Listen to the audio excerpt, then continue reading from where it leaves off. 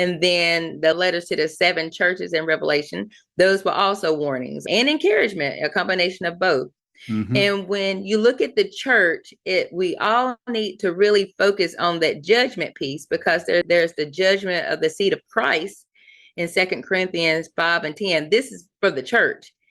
And then we have that wailing and gnashing of teeth that happens when people realize that they will not be a part of the kingdom because of their behavior and what happened during this cycle process that we're talking about.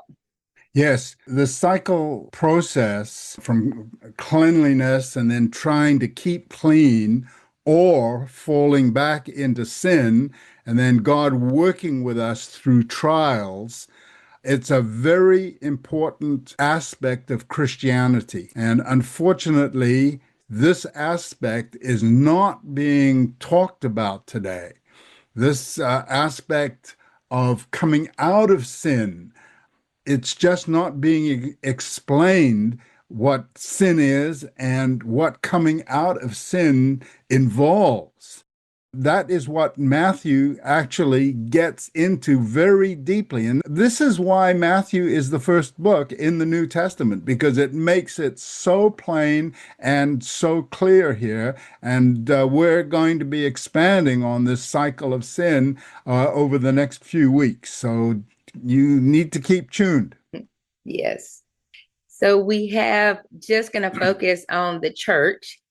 It started off with right there in the first letter, that losing their first love. And once that happens, it opens the door for other vices and sin once you lose sight of that.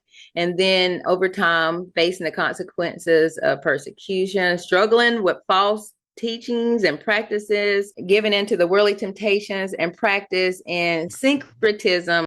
Syncretism is seen from the Israelites and onto now when it comes to the churches. It just seems like we have God's teachings, but once we go out into the world or the pagan world, we start mixing God's teachings with what they're doing, and we're not supposed to do that.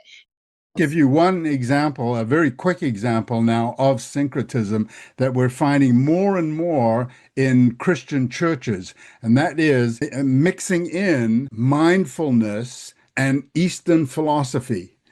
Mindfulness does not fit with Christian biblical teaching. It just doesn't. Biblical meditation is not mindful meditation. And likewise, mindful meditation is not biblical meditation. And we need to understand the difference, because by mixing them, we're practicing syncretism and we're not following God's way. We're not coming out of sin, going towards God's way. Yes. One thing about mindfulness, especially the way the world does it, if you're not focusing and doing it God's way, you're opening your mind to other spirits. That's right. Yes. And that's very dangerous. Uncover the mystery of Adam and Eve's nakedness. Unravel the ambiguous connection between the Hebrew term for naked and the serpent's subtlety. Join us for this free mini-course and gain a profound new perspective on biblical Hebrew. theexplanation.com/naked